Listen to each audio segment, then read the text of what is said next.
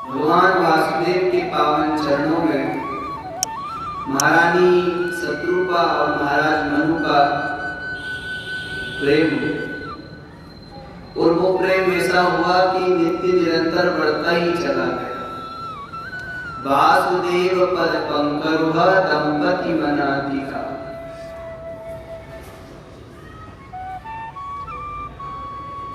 इतना प्रेम बढ़ गया कि अब उसके बिना उनसे रहा नहीं गया।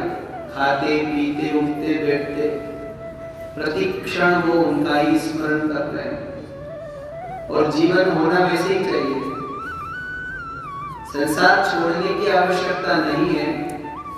संसार में रहते हुए ही हम भगवत प्राप्ति कर सकते हैं, पर यह है कि हम उनका निरंतर स्मरण करते रहे।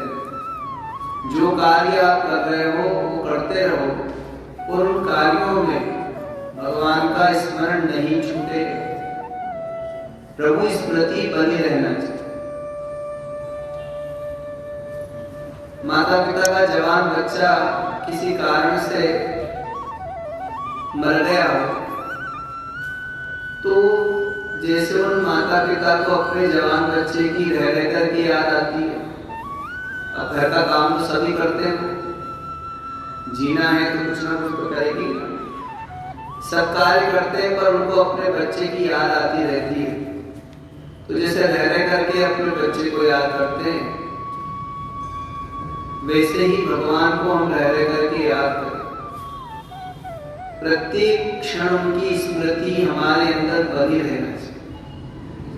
जब आपकी वृत्ति भगवदाकार कारित होगी, तो स्मृति बनाना नहीं पड़ेगी, अपने आप ही बन जाएगी।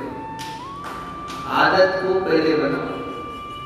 ऐसी आदत डालो कि आपको भगवान की स्मृति बनी रहे, तो फिर अपने आप ही याद आते रहेंगे। महाराज मनु और शत्रुपा भगवान के पावन चरणों में प्रेम रखते हुए उनकी नित्य कथाओं को सुन रहे हैं, उनके नित्य चरित्रों को सुन रहे हैं ऋषि मुनियों से, और निरंतर भगवान का ध्यान करते हुए जप कर रहे हैं। फिर इच्छा होने लगी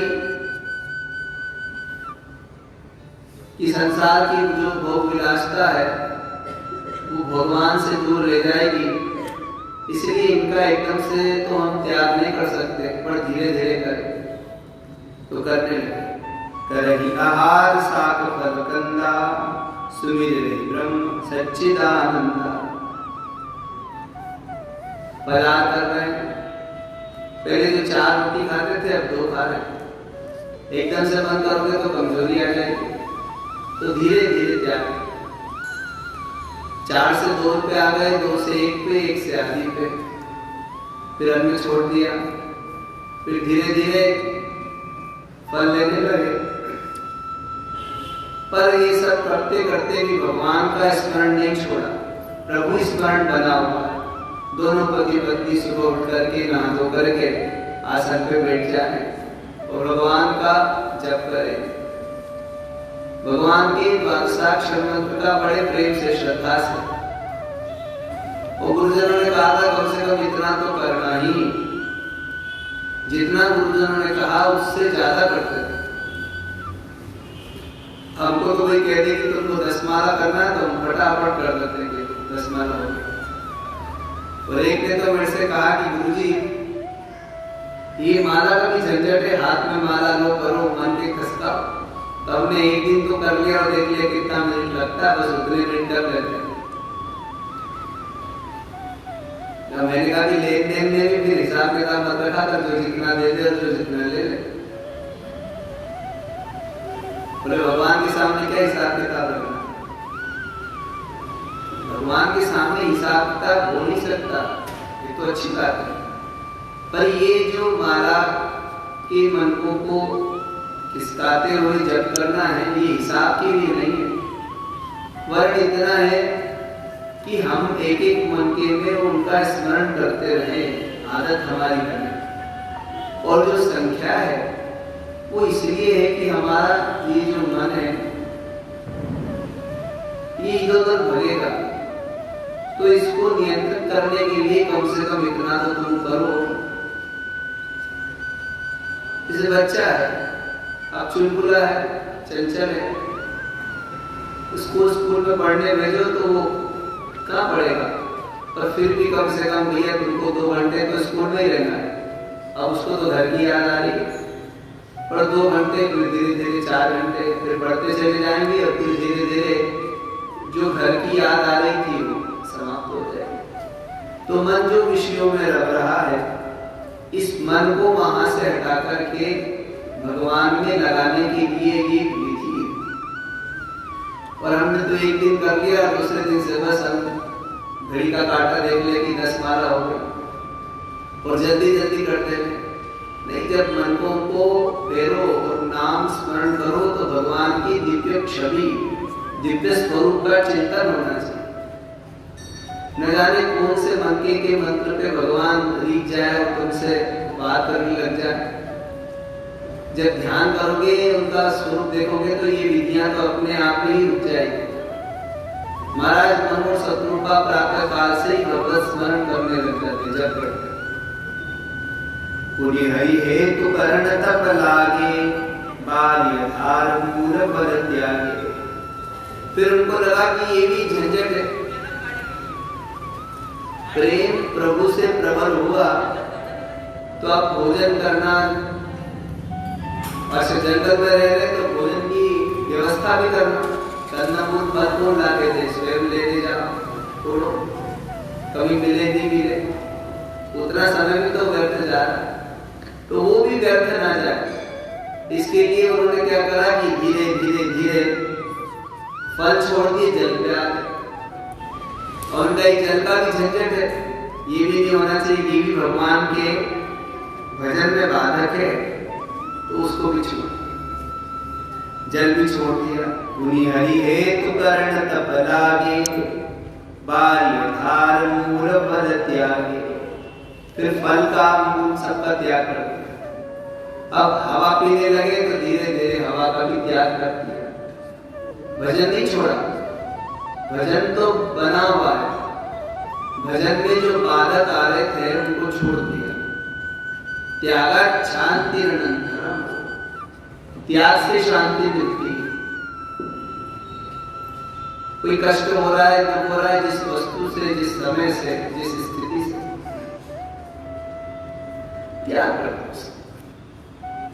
त्याग कर दोगे तो सुख मिलेगा, पर अंदर से त्याग करो, बहिर्त्याग नहीं। हृदय अंदर से त्याग होना चाहिए। बहिर्त्याग हो गया तो वो अगर उसके प्रति आसक्ति होगी तो वो और तकलीफ देगी। तो अंदर से त्याग होना चाहिए, और अंदर से यदि त्याग हुआ तो फिर शांति की प्राप्ति होगी। उन लोगों ने अंतर हृदय से संसार की आसक्ति का त्याग कर और प्रभु से प्रेम प्रबल हो गया। और जब किसी से भी हमारा प्रेम होता है तो कुछ भी अच्छा नहीं लगता, न खाने पीने की इच्छा होती है, न किसी से बात करने की इच्छा होती है। वो जब भगवान से हो जाए तो संसार कहाँ प्यारा लगेगा। सबका त्याग कर दिया। अब एक ही अभिलाषा, अब संसार की अभिलाषा नहीं, केवल एक ही अभिलाषा, पुराभिलाष निरंतर होई, देखिए नयन परम प्रभु सोई। इन नयनों से भगवान को देखे। अब तो ऐसा हो रहा है कि आज मरेंगे कल मरेंगे, कहा नहीं कर सकता, मरने से पहले भगवान का दर्शन कर ले। जीवन में होना यही चाहिए कि हमारा भी शरीर छूटे, उसके पहले भगवत प्राप्ति हमको हो जाए। और यदि भगवत प्राप्ति किए भी नहीं चले गए तो दुखी होगा। जन्म गए हो हरि भगत के, भगवान की भक्ति के बिना जीवन नहीं बीतना। भगवान की भक्ति होना चाहिए और भगवान का अनुभव होना चाहिए, उनका दर्शन होना चाहिए। अच्छा, दर्शन के लिए हमको उनसे पहले प्रेम करना पड़ेगा। प्राप्ति कब होती है? जब उसके प्रति हमारा रुझान हो, हमारी इच्छा हो गई कि हम घर में टीवी ले आए, तो अब प्राप्ति की इच्छा हो गई। भगवान से मिलने की जब आपकी इच्छा प्रबल हो, पहले तो भगवान से प्रेम करो, और प्रेम ऐसा करो कि फिर उनसे मिले। अभी हम जो प्रेम करते हैं वस्तु के लिए करते हैं। भगवान के पास मिले, उनसे कहा भगवान ये दे दो, पर भगवान ने दे दिया तो फिर कल जाए नहीं जाए किसने देखा।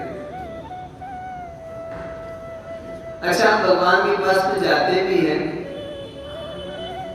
तो 3 लोग 14 भुवन के जो अधिपति हैं, जिनके एक रोम से करोड़ों ब्रह्मांड उत्पन्न हो रहे हैं, वे परमेश्वर सब कुछ दे सकते हैं, पर हम छोटी मोटी चीजें मांगते हैं।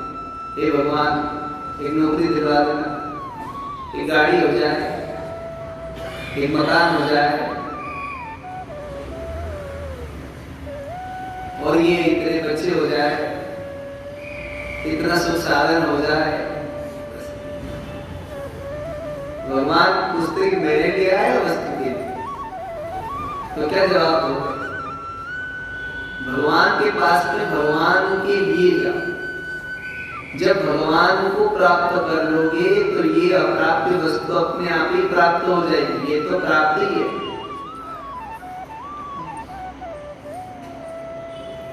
एक राजा था, तो उसने अपने राज्य में ये घोषणा करवा दी कि मैं सुबह से लेकर के शाम तक बगीचे में रहूंगा। 5 बजने से पहले जो मुझे बगीचे में ढूंढेगा, मैं उसको पूरा राज्य और अपनी कन्या दे दूंगा।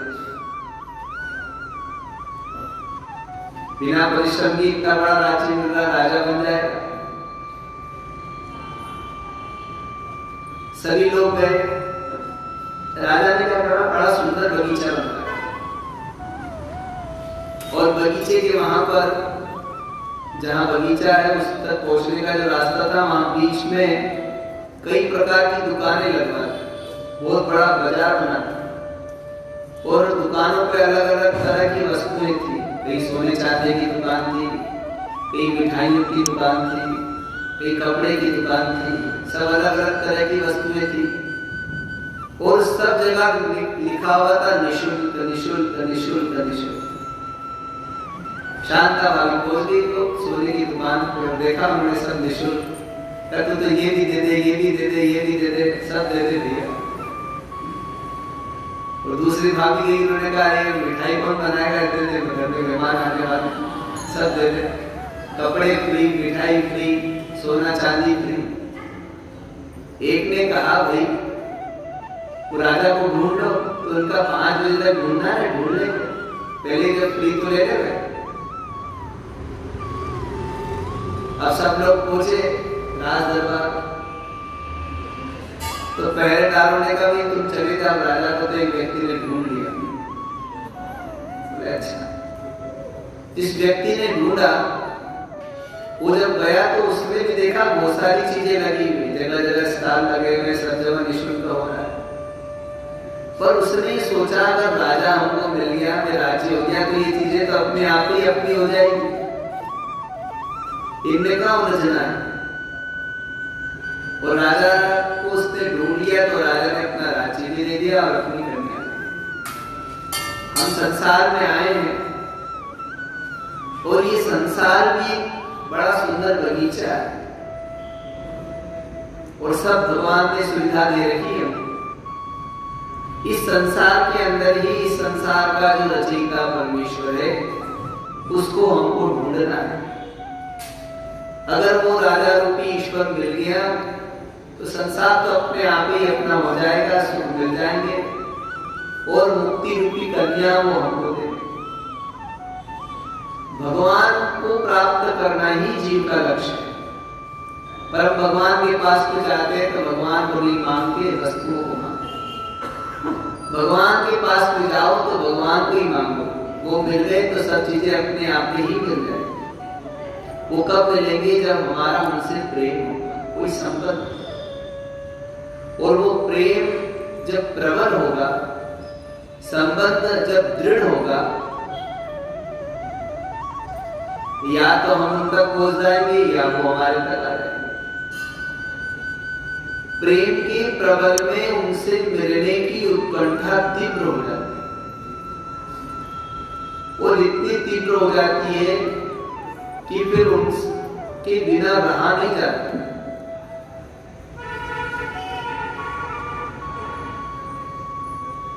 वो उनको ढूंढता ही रहता है, कहां मिलेंगे, कैसे मिलेंगे। प्रभु से प्रेम करने वाले लोग उनकी प्राप्ति के साधन में लगे रहते हैं। न जाने क्या उनकी महिमा है कि उनके दिव्य गुणानुवादों को सुनने वाले लोग साधन संपन्न होते हुए भी सब कुछ छोड़ करके महात्मा हो जाते हैं। घर छोड़ के जा रहे हैं, पत्नी रो रही है, पति रो रहे हैं, बच्चे रो रहे हैं, घर वाले रो रहे हैं। सपदि गृह कुटुंबम दीनमुत्सृज्य दीना बहव इह विहंगा भिक्षुचर्याम चरन्ति। और कुछ नहीं, मांगीला हो गए, भिक्षा वृत्ति से अपना जीवन यापन करते हैं, फिर भी प्रभु को नहीं छोड़ते। बस प्रभु प्राप्ति के लिए निरंतर उत्कंठा उनकी लगी हुई। पुरविलास निरंतर होई, देखिए नयन परम प्रभु सोई। बस एक बार ये इच्छा है कि शरीर छूटने से पहले भगवान का दर्शन। महाराज मनु और शत्रुपा इतने प्रभु प्रेम में मस्त हो गए कि उनकी ये सारी अभिलाषाएं समाप्त हो गई। एक ही अभिलाषा बची, प्रभु प्राप्ति। और वो अभिलाषा भी छटपटाहट के रूप में परिवर्तित हुई। एक महात्मा थे, उनसे किसी ने पूछा, महाराज आपसे माता जी बात करती है रामकृष्ण परमहंस जी से? तो परमहंस जी ने कहा, भी करती है। तो उनका हमसे माता जी बात करेगी? तो परमहंस जी ने कहा, भाई तुमसे भी करेगी। तो माता जी से बात करोगे तो माता जी तुमसे भी बात करेगी। तो उसने पूछा, महाराज कैसे करेंगे? तो स्वामी जी ने कहा, भी शाम को गंगा किनारे उनका आश्रम था, तो भगत जी आए, शाम का समय पूजा का समय हो रहा था। स्वामी जी महाराज स्नान करने गंगा में उतरे। बाद में भगत जी से कहा, तू भी गंगा नहा ले। वो नहाने लगा, अच्छा वो तैरना नहीं जानता था। स्वामी जी ने उसकी खोपड़ी पकड़ ली, स्वामी जी को तैरना आता था, नीचे तक ले गए उसको। अरे वो तो छटपटा है। बाहर निकल के बाद में बोला, गजब महात्माओं में को मारना चाहते थे। स्वामी जी ने कहा, सब कुछ त्याग करके दीप आप क्यों करेंगे? जब सब त्याग दिया तो देखो मार के कौन सी भगवत प्राप्ति हो जाएगी। उन्होंने कहा, मैं देखो बताना चाह रहा हूँ कि छटपटाहट किसी प्रभु प्राप्ति के लिए छटपटाहट होना चाहिए। जैसे जीवन धारण करने के लिए, प्राण बचाने के लिए तू छटपटा रहा था, वैसे प्रभु प्राप्ति के लिए जब अंदर से छटपटाहट होने लग जाएगी तो भगवान करते नहीं विलंबर बुराई, भगवान आने की देर नहीं। अब जब उनकी अभिलाषा तीव्र हो गई तो निरंतर सद्भाव आने लगे। अगुण अखंड नंद नादी जही चिंतहि परमार्थवादी। ब्रह्मज्ञानी तत्ववेत्ता जिस अखंड अनंत दिव्य और अलौकिक परमेश्वर का चिंतन करते हैं, उस परमेश्वर की प्राप्ति के लिए उनके अंदर छटपटाहट होने लगती। नेति नेति जय वेद निरूपा निजानंद निरुपाधि अनुपा। जो उपाधि रहित है, आनंद स्वरूप है, और वेद भी नहीं जानते कहकर के जिसका वर्णन करते हैं। शंभु विरंचि विष्णु भगवाना उपजई जासु अंश तेना। जिसके अंश से अनंत ब्रह्मा, अनंत शिव, अनंत विष्णु उत्पन्न हो रहे हैं, उस पर ब्रह्म को देखने की अभिलाषा उनके अंदर जगी। हे सेव प्रभु सेवक बस आही भगत हेतु लीला तंगाई। और जो भक्तों को आनंदित करने के लिए इस संसार में आते हैं, मनुष्य शरीर धारण करते हैं, नाना प्रकार की लीलाएं करते हैं, उस प्रभु को प्राप्त करने के लिए उनकी अभिलाषा तीव्र हो जाती। जो यह वचन सत्य शुद्धि भाषा तो हमार पूजई अभिलाषा। और उन्होंने कहा जब भगवान सर्वव्यापी है तो हमको भी दर्शन देंगे, ये अभिलाषा उनकी होने लगी। एहि विधि बीते बरस सठ सहस्र बारिकाहार, संवत सप्त सहस्त्र पुनि रहे समीर। 6000 वर्ष तक उन्होंने तप किया। कितना? पुराने समय में आयु लंबी होती तो 6000 वर्ष तक केवल जल पी करके रहे और 7000 वर्ष तक केवल वायु पे रहे। वायु सर्प जो होता है वायु पीता और वायु पी करके जीवित रहता है। मां वर्ष सहस दस त्यागे मुसो ठाड़े रहे एक पद दो। और 10,000 वर्ष तक वायु का भी त्याग कर दिया और दोनों भुजाओं को उठा करके पेट पे खड़े होकर के दोनों ही दंपति भगवान के ध्यान में मग्न हो गए। विधि हरिहर तप देखी अपारा, मनु समीप आए बहुबारा। जब ब्रह्म का चिंतन कर रहे हैं तो ब्रह्म का ना तो कोई नाम है ना कोई रूप है, बल्कि जितने नाम और रूप है सब उस ब्रह्म के ही हैं। मिट्टी का अपना कोई निज स्वरूप और नाम नहीं होता, पर मिट्टी से बनने वाले जितने भी बर्तन हैं उनके जितने भी स्वरूप और नाम है सब मिट्टी के तो है। सुवर्ण का अपना कोई निज नाम और रूप नहीं होता। ये जो सुवर्ण नाम है ये भी केवल उसकी पहचान करने के लिए, पर जितने भी आभूषण बनते हैं उनके जितने भी नाम और स्वरूप होते हैं वो सुवर्ण के ही माने जाते हैं। जो ब्रह्म है उसका अपना कोई निज नाम स्वरूप नहीं, और संसार में जितने भी नाम और रूप है सब उसी के हैं। इसलिए शिव, विष्णु, ब्रह्मा आदि अनेक देवता उनके पास में आने लगे। मांगम बर बहु भांति लोभाए, परम धीर नहीं चलहि चलाए। पर बड़े धीरवान थे। कई देवता आए, उन्होंने कहा हमसे वरदान मांग लो, पर उन्होंने किसी से कुछ मांगा नहीं। केवल ये की इच्छा कि उस पर ब्रह्म को देखे जिसने संसार को बनाया। उनके अंदर ये भाव जगा कि छोटी से छोटी वस्तु बनाने वाला कोई ना कोई करता होता है। तो जिसने इतना बड़ा सागर बनाया, आकाश रूपी छत बनाई, तो इन अंतरिक्ष बनाए, सूर्य चंद्र बनाए, ये पृथ्वी बनाई, इस पृथ्वी में मानव सृष्टि, नाना प्रकार की सृष्टियां करी, तो कोई ना कोई उसका करता तो है। और वो कौन करता है? भूमि जनयन देव एक। श्रुति ने कहा उसको बनाने वाला कोई एक देव है। उसी को देखने की उनकी अभिलाषा तीव्र होती। अस्थि मात्र होए रहे शरीरा, तदपि मनागम नहीं पीरा।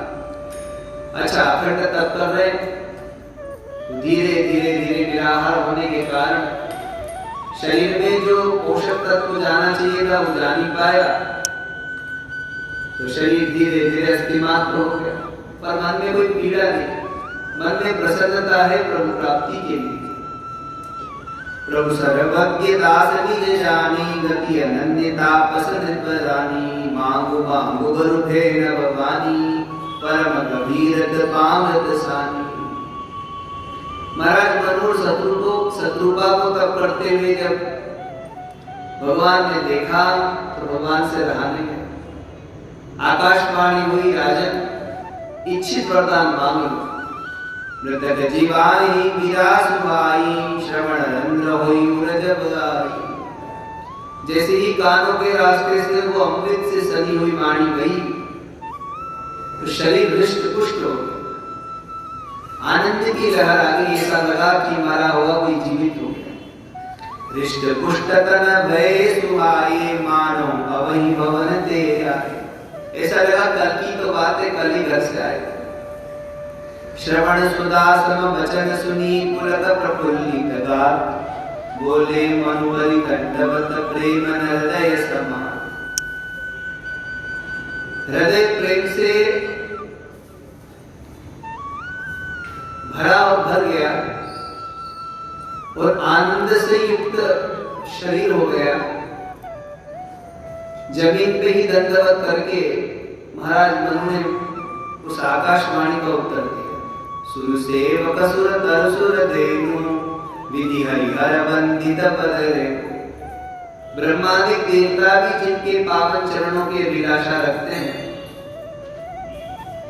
जो सेवकों के लिए कल्पवृक्ष है,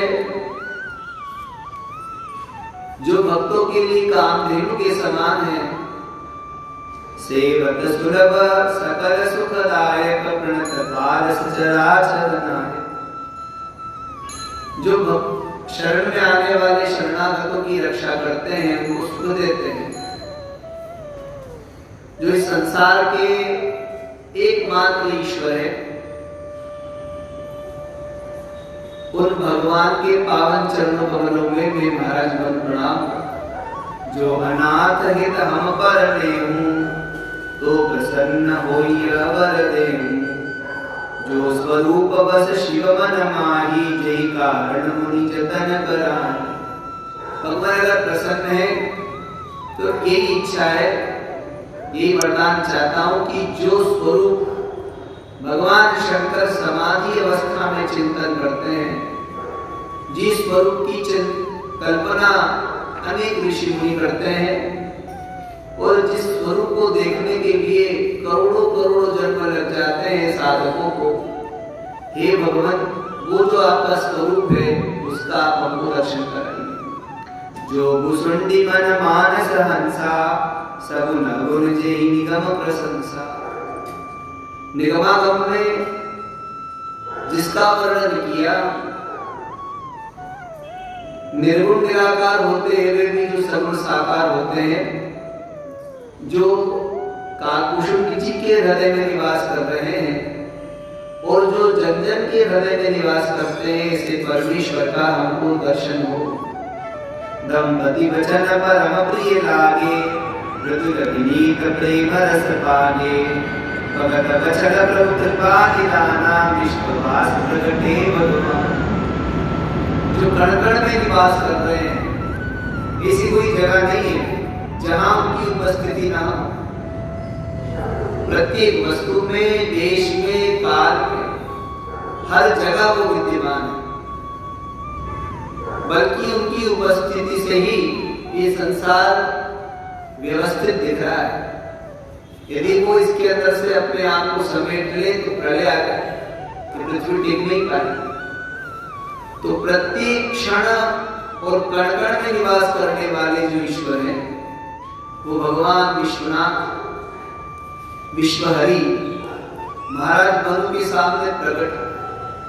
उनके उस दिव्य स्वरूप को देखते ही उनको अपने शरीर की चेतना भी नहीं मिली, बेसुध हो गए, अचेत हो गए। नील सरोरुह नीलमणि नील नीलधर श्याम, लाजे तन शोभा निरखी कोटि कोटि शतकाम। भगवान जब प्रकट हुए तो नील मणि के समान, जिसे स्वच्छ सरोवर, और स्वच्छ सरोवर में चांदनी रात में नील कमल पूर्णिमा में आप देखो तो कितना सुंदर दिखता है। उस कुमुदनी को देखते ही मन प्रसन्न होता है। कोई विरह भी उसको देख ले तो उसके मन में भी आनंद की लहर आ जाए। ऐसे नील मणि के समान, नील कमल के समान और नवीन मेघ के समान भगवान की आभा है। सूरदास जी थे तो उनको आंखों से दिखता नहीं था, पर जिसके हृदय में भगवान आ गए उसको आंख की जरूरत ही नहीं पड़ी, और जिसके हृदय में नहीं आए उसकी आंखें होकर के भी कोई काम की नहीं।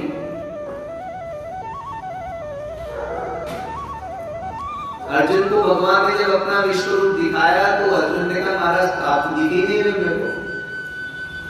भगवान बोले अर्जुन ये चमड़े के नेत्र से नहीं दिखूंगा मैं, तो कैसे देखोगे? पश्यन्ति ज्ञानचक्षुषः, ज्ञान रूपी नेत्र से, प्रेम रूपी नेत्र से, विश्वास श्रद्धा रूपी नेत्र से उनका दर्शन।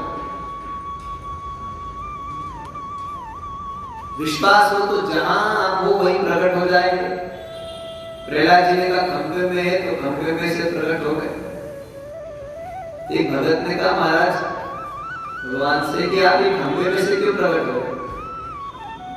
भगवान ने कहा मेरे भक्त ने बड़ी विश्वास और श्रद्धा के साथ में कहा खंभे में हूं इसलिए सत्यम विधातुम निज नृत्य भाषण। मेरे भक्त ने कहा इसलिए वो वाक्य मिथ्या नहीं होना चाहिए। उसको सिद्ध करने के लिए खंभे में से प्रकट हो। कहीं भी कहीं किसी भी रूप में प्रकट हो सकते हैं। भक्त की लाज रखने के लिए तत्पर रहते। सूरदास जी थे तो भगवान के जो स्वरूप का जो श्रृंगार का स्वरूप दिखता उसी श्रृंगार का वर्णन सूरदास जी करते थे। एक दिन वहां के जो परमाचार्य थे विठल गोसाई जी, उन्होंने सोचा ये अंधे सूर है और ये बिना देखे कैसे वर्णन कर देते हैं कि आज का श्रृंगार का ये वर्णन, आज का श्रृंगार था उसका ये, जो श्रृंगार उसका ही वर्णन कर देते। उन्होंने सोचा शायद ये सूर नहीं है, इसी के वर्णन कर देते हैं। अगर सूर होते तो इनको क्या पता लगा कि नीली पोशाक पहनी है कि लाल पहनी है कि पीली पहनी है। एक दिन उन्होंने उनकी परीक्षा लेने की सोची।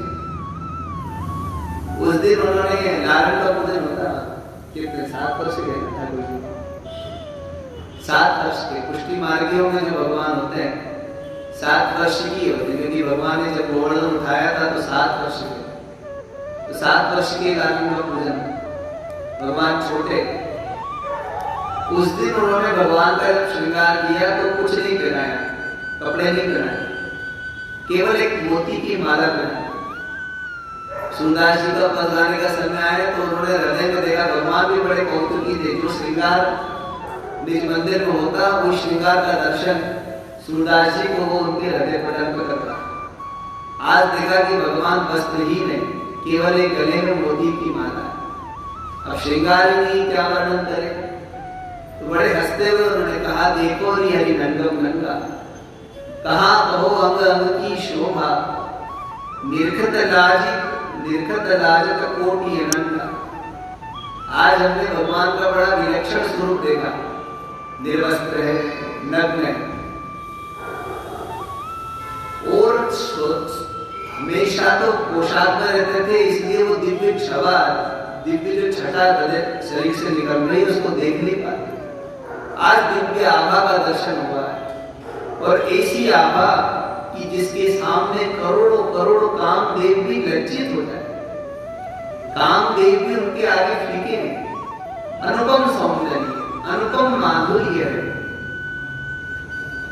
और एक बार उनको देख लो तो उनसे कभी निगाह ही नहीं है। ऐसा दिव्य स्वरूप। जलसुत भूषण अंग विराजे, जलसुत का मतलब हुआ जल में से उत्पन्न होने वाला मोती, वो गले।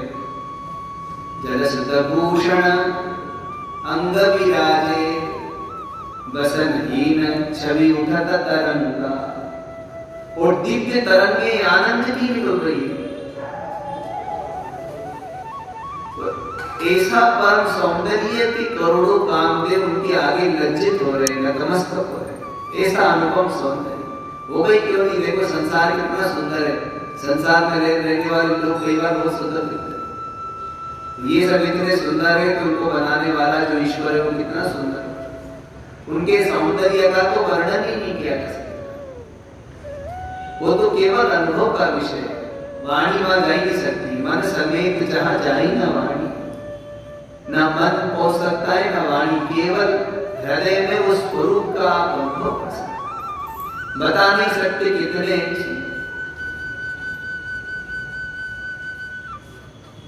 इतने अनुपम सौंदर्य स्वरूप भगवान जब प्रकट हुए तो महाराज मनु और शत्रुपा उनको देखते ही रह गए। शरद मयंक बदन छवि सीका, चारु कपोर चिबुक गर दर ग्रीवा। उनका जो मुख है शरद ऋतु के पूर्ण चंद्रमा के समान है। भगवान का मुखारविंद कैसा है? पूर्णेन्दु, पूर्ण चंद्रमा के समान। शरद काल में आश्विन में जो पूर्णिमा आती है उस दिन चंद्रमा सबसे बड़े होते हैं, क्योंकि वो अत्यंत पृथ्वी के नजदीक होते हैं। तो उनके अंदर की धवलता है देखनी लगती है। चंद्रमा की उपमा अधिकांश दी जाती है, चंद्रमुखी है। पहले क्या होता है? चंद्रमुखी, फिर वो हो जाती सूरजमुखी, और फिर क्या होती फिर आगे बढ़ती होगी ना, कोई ना कोई मुखी बनती होगी। मुख तो है। कालिदास ने वर्णन किया है चंद्रमा की उपमा दही होती, दही। एक राजा था भोज, उसको विद्वानों से बड़ा प्रेम था और विद्वानों की प्रतिस्पर्धा करवाता था और विद्वानों को यथायोग्य सम्मान देता था। अच्छा, उसके समय में कालिदास विद्वान थे तो वो कालिदास ही शर्त जीत कर ले जाते।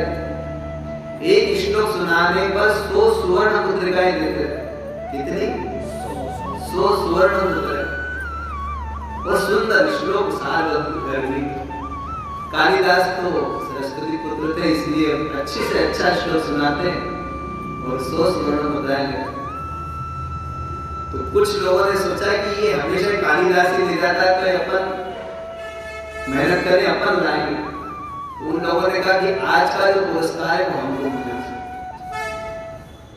वैसे ही थे वो सब घट 4-5 मिल गए। वो ज्यादा पढ़े लिखे नहीं थे, तो उन्होंने संस्कृत में एक श्लोक बनाने की कोशिश की। एक भोजन वाली रहा, उसको खाने के लिए रुचि थी, तो उसने कहा भोजनम भोजनम भोजनम। दूसरे ने कहा भोजन का जप करने से थोड़ी मिलेगा, वो तो मिलना चाहिए। तो दूसरे ने कहा देही। तीसरे ने कहा कि कौन देगा? जो समर्थ होगा वही देगा। ममता ऊपर ममता आवे। तो तीसरा व्यक्ति बोला राजेंद्र, जो राजा होगा वो देगा। तो चौथे ने बोला चाहिए क्या? क्या चाहिए? सात सूप समन्वितम।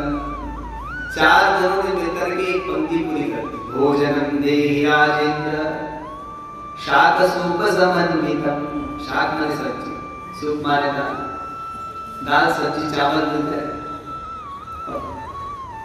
वो चारों ने कहा अर्धे श्लोक है, पूर्ण होना चाहिए। बड़ा प्रश्न ये कालिदास ग्रंथ है, वो संभव होता है। भोजन प्रबंध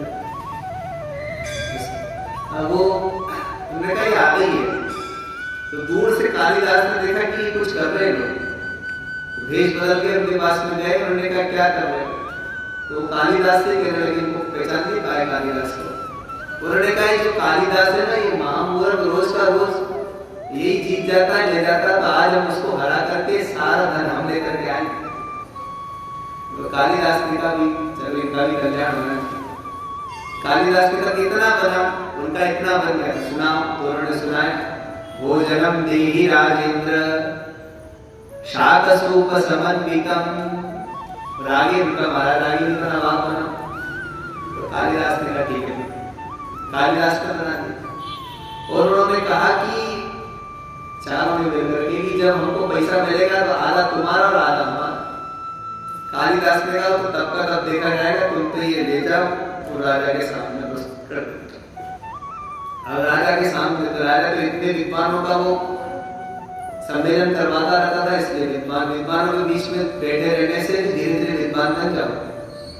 विद्वानों के बीच में रहोगे तो विद्वत संगति के प्रभाव से भी धीरे धीरे धीरे विद्या के कुछ ना कुछ गुण आपके अंदर आएंगे। बारिश हो रही हो, भाग जाओगे तो छींटे पड़ेंगे। विद्वानों के संसर्ग से धीरे धीरे विद्या के प्रति अभिरुचि बढ़ती। विद्वानों का संग करने से धीरे धीरे हमारे अंदर भी विद्या के प्रति जिज्ञासा और विद्या प्राप्ति के प्रति उत्कंठा और विद्या के गुण आते। अब राजा ने पढ़ा तो वो पढ़ते ही राजा ने कहा कि इसमें से आधे श्लोक का तो मिलेगा, आधे का नहीं मिलेगा। तो चारों ने कहा कि जो हमने बनाया उसका दे दो, जो 5वां पूरा आया था उसका छोड़। तो राजा ने कहा भाई तुमने क्या बनाया, तो सुना दिया सबने अपना। राजा ने कहा जो ऊपर वाली पंक्ति उसका तो कुछ नहीं मिलना है, जो नीचे वाली पंक्ति उसी का ही मिलना है, क्योंकि उसमें लिखा था माहिषं शरद चंद्र चंद्रिका धवलम दधी। दही चाहिएगा, कालिदास ने नहीं, जैसे उन्होंने कहा कि दाल चाहिए और सब्जी चाहिए, कालिदास ने कहा दही चाहिए। पर दही कैसा होना चाहिए, उन्होंने कहा दही भैंस के दूध का होना चाहिए। गाय का दूध में पीलापन होता है, भैंस का होता है बिल्कुल सफेद गाढ़ा भी होता है। और अगर अच्छी तरह से उसको जमाया हो तो मटकी में उल्टा भी करोगे तो गिरेगा नहीं। तो दही तो चाहिए, पर कैसा, भैंस के दूध का हो, और उसको गर्म करने के बाद तो ऊपर से जब डाले तो उसके अंदर जो झाग बने तो झाग फूटे नहीं और दही दही जले। और ऐसा लगे कि शरद ऋतु के चंद्रमा की किरणें निकल रही है। माहिषं शरद चंद्र चंद्रिका धवलम दधी। ऐसा बिल्कुल शुद्ध युक्त शुभ्र वर्ण दही चाहिए। कितना सुंदर, ये तो दही पर उसने जो उपमाएं कितनी सुंदर। राजा ने कही अंतिम पंक्ति वाला है ये उसी का ही पैसा मिलेगा, 50 स्वर्ण मुद्रा है, जिससे बना उसको ढूंढ का वो कालिदास ने फिर आई गए उनका इसी मूर्ख ने बनाया। राजा ने कहा ये तो 50 स्वर्ण मुद्रा है, तो कालिदास को जाती इसी का ही बनाया, और तुम जाओ भजन भंडारा छीनो।